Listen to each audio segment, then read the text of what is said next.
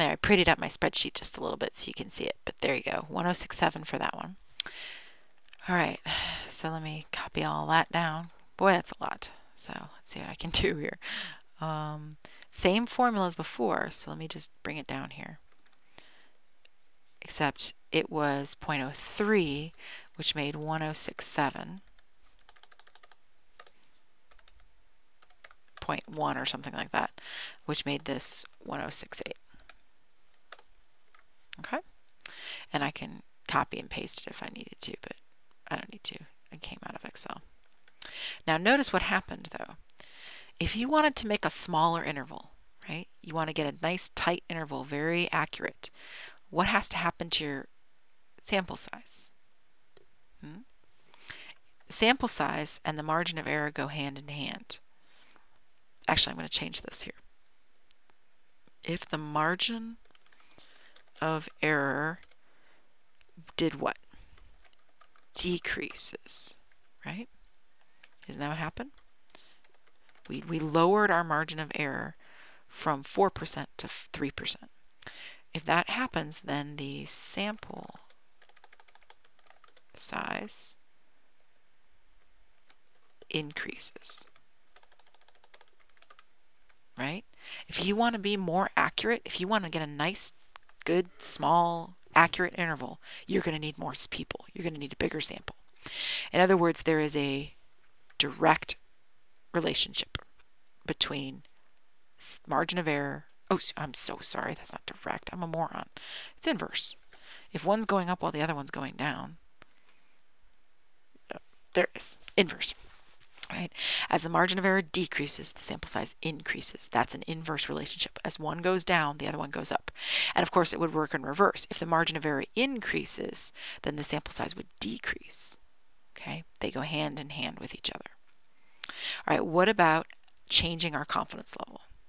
If we change our confidence level to a 99% confidence level, what's going to happen? Now, leaving it at 3% margin of error, but they want 99%, which means this is 2.576. Now, where did I get that number from? Well, we found it way back on like page 3 or 4. We did a table, remember, with the norm inverse and all that stuff. Look what happens. It becomes 1843, which would round to 1844. It'd be very large. Okay. Oopsie.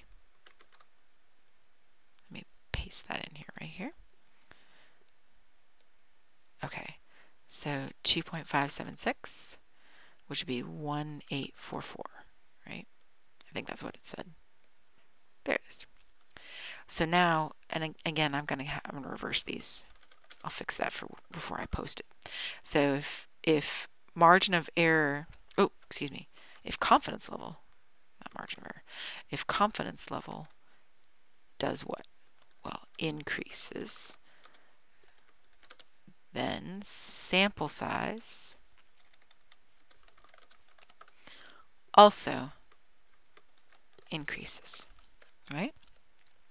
You want to be more confident? Then why don't you go get a bigger sample, right? And notice they go together, right? So that's that one's a direct relationship. If one goes up, the other one goes up.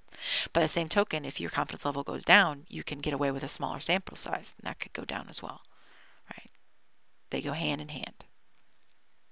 And please tell me it was 184. Yep, it was 1844. I didn't just forget it. Now, suppose just by magic, we happen to know a poll from before. We happen to have last year's poll, and it was 67% think that math teachers are awesome, stats teachers are awesome at JCC. All right, what's that going to do for our formula? Well, not much. What's going to happen is it's going to change this from 0.25 to 0.67 times parentheses 1 minus 0.67. But the rest of it stays the same. It's 2.576 over 0.03. Like that. Okay. So let me copy and paste it. Hold on one sec. There we go. So it's p hat 1 minus p hat. It's the first formula in the blue box.